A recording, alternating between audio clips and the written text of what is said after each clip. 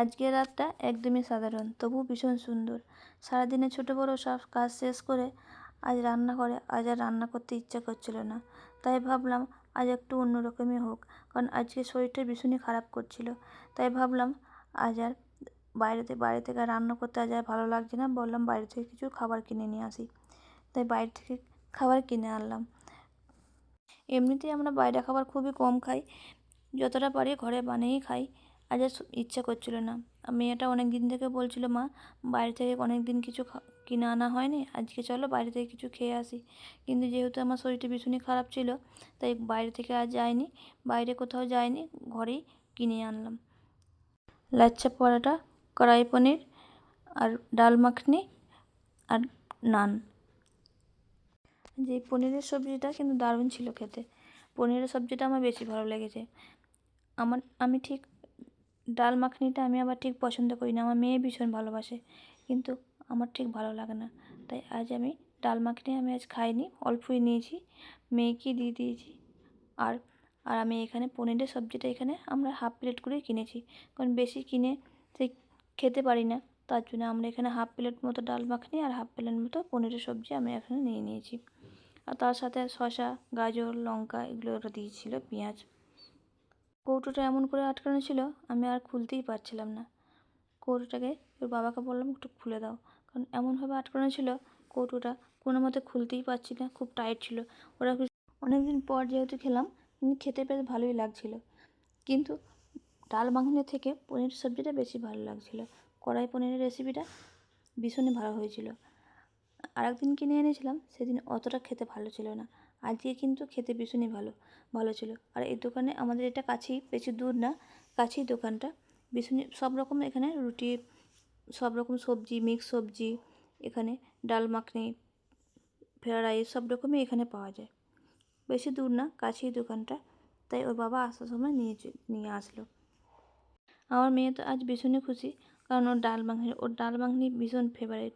ওর ডাল মাখনি পেলে আর কিছু সবজিও নেবে না। আজকে রাত্রিরে ও শুধু এই ডাল মাখনি দিয়ে খেয়েছে। ও পনিরের সবজি সামান্য পরিমাণ নিয়েছিল, নেয়নি বললেই চলে। কিন্তু পনিরের সবজিটা ডাল মাখনি থেকেও খেতে বেশি ভালো ছিল, তাই ওকে অল্প করে দিলাম, ও অল্প করেই নিয়েছিল। এই ছোটো ছোটো মুহূর্তগুলোর কোনো দাম হয় না, কিন্তু এর মূল্য অনেক বেশি।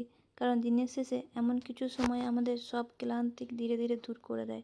জীবনের সব আনন্দ বড় কোনো অনুষ্ঠানে আসে না। অনেক সময় সাধারণ একটি রাত, পরিবারের সঙ্গে একসঙ্গে বসে খাওয়া, মনের মানুষের সঙ্গে দুটো কথা বলা আর নিশ্চিন্তে কয়েক মুহূর্ত কাটিয়ে দেওয়া সবচেয়ে বড় সুখ হয়ে ওঠে। আজ বসলাম, সুখ খুঁজতে খুঁজতে খুব দূরে যেতে হয় না। নিজের ঘরের চার দেওয়ালের মধ্যেই কত সুন্দর মুহূর্ত লুকিয়ে থাকে। মাঝে মাঝে রান্না থেকে একটু বিরতি নেওয়ার দরকার, কারণ বিশ্রামও জীবনের একটি অংশ। নিজের জন্য, নিজের পরিবারের জন্য এমন ছোটো ছোটো সময় বের করে নেওয়া, এরকম সময় বের করে নেওয়া খুবই জরুরি। আজকের এই সাধারণ রাত, সাধারণ খাবার আর সাধারণ গল্পগুলি হয়তো একদিন সবচেয়ে সুন্দর স্মৃতি হয়ে থাকবে। তাই জীবনের প্রতিটি ছোটো সুখকে ভালোবাসো, পরিবারের সঙ্গে সময় কাটাও, মন খুলে হাসো। আর মনে রাখো, সব সুখ মানেই সবসময় বড় কিছু নয়। সুখ মানে দিনের শেষে ঘরে ফেরার অনুভূতিটা যেন আলাদা। বাইরে যতই ব্যস্ত থাকুক, নিজের ঘরের দরজা খুলে ভেতরে ঢুকলেই মনটা শান্ত হয়ে যায়।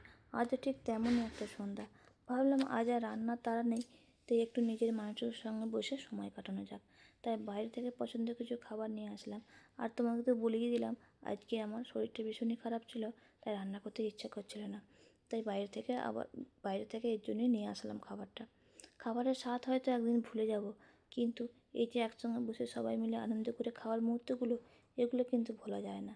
কারো হাসি, কারো মজা, এইসবই তো একটা পরিবারের সবচেয়ে সুন্দর ছবি। এই সাধারণ দৃশ্যগুলোই ক্যামেরায় যতটা ধরা পড়ে, তার চেয়ে অনেক বেশি মনে থেকে যায়। আমরা অনেক সময় ভাবি সুখ মানেই বড় কিছু, কিন্তু আসল সুখ লুকিয়ে থাকে এমন ছোটো ছোটো মুহূর্তগুলোতেই। একসঙ্গে বসে রাতের খাবার খাওয়া, সারাদিনের গল্প ভাগ করে নেওয়া, কে কী করলো, কে কী ভাবলো, এসবের মধ্যেই দিনের ক্লান্তি কোথায় যেন হারিয়ে যায়। জীবনে প্রতিদিন নতুন কিছু শেখায়, জীবন আমাদের প্রতিদিন নতুন কিছু শেখায়। আজকের শিক্ষা হয়তো এতটুকুই, নিজেদের মানুষগুলোর সময় দেওয়ার জন্য আলাদা কোনো কারণ লাগা না, ভালোবাসা প্রকাশ করার জন্য দামি উপহারও দরকার হয় না। একসঙ্গে বসে খাওয়া দাওয়া, মন দিয়ে কথা শোনা আর হাসি মুখে কিছু সময় কাটানো সবচেয়ে বড় উপহার। আজকের এই সাধারণ রাতটা একটু যত্ন করে মনে রাখলাম, কারণ একদিন হয়তো এই সাধারণ দিনগুলি সবচেয়ে বেশি খুঁজব। যতদিন কাছে আছি ততদিন একে অপরের সঙ্গে সময় কাটাই, ছোটো ছোটো সুখগুলো উপভোগ করি আর প্রতিটি দিনকে কৃতজ্ঞতা দিয়ে শেষ করি।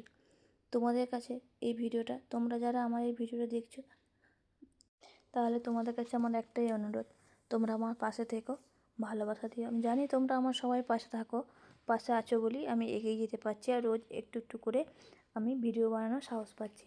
তোমরা সবাই জানো যে আমি নতুন চ্যানেল খুলেছি। আমি অতটা ঠিক ইউটিউবের চ্যানেলের বিষয়ে অত জানি না, কীভাবে কথা বলবো সেটাও আমি ঠিক জানি না। তো যতটা পারছি তোমাদের মতো করে ভালো করার চেষ্টা করছি। সবাই পাশে থাকলে আমি আরও ভালো করতে পারবো আমি জানি। আজকের মতো এই ভিডিওটা এখানেই শেষ করছি। সবাই আমার পাশে থেকো, সবাইকে অনেক অনেক ভালোবাসা রইল। সবাই ভালো থাকো, সুস্থ থাকো। আবার দেখা হবে আরেকটি সাধারণ ঘরোয়া ভালোবাসায় ভরা কিছু মুহূর্তর ভিডিও। শুভরাত্রি। আশা করি সবার রাতটা খুব ভালো কাটুক, সবার খুব আনন্দ কাটুক। টাটা, সবাই ভালো থাকো, সুস্থ।